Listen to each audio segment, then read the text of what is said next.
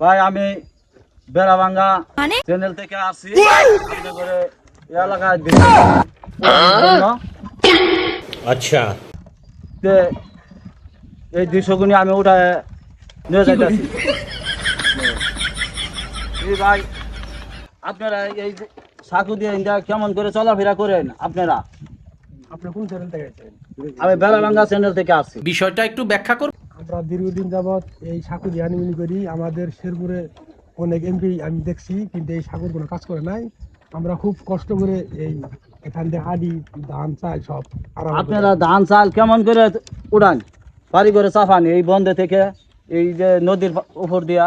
আমরা মনে করেন যে ডাইরেক্ট ওই হাপুর মাথা ওই মাথা করে নিয়ে আসি পরে আবার গাড়ি দিয়ে আসে। কি সাক্ষ্য প্রমাণ আছে তোমার কাছে? আপনারা যখন এই যে নদীর পানি যে কতটুকু রে, এই হাপুর মধ্যে আডু পানি উঠতে পারে।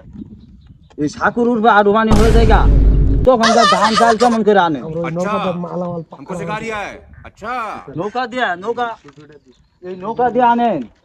এই নৌকা দিয়ে আনি আমরা।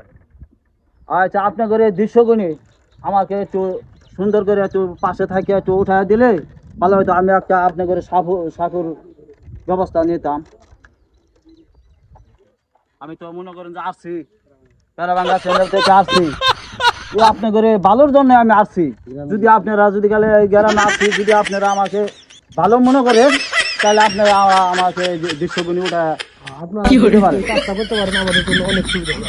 হ্যাঁ আমি করব ইনশাল্লাহ। আমি যতদূর চেষ্টা করব আপনাদের জন্য, আপনার কৃষকের জন্য। তো আমি এই চ্যানেলে আমি আসছি।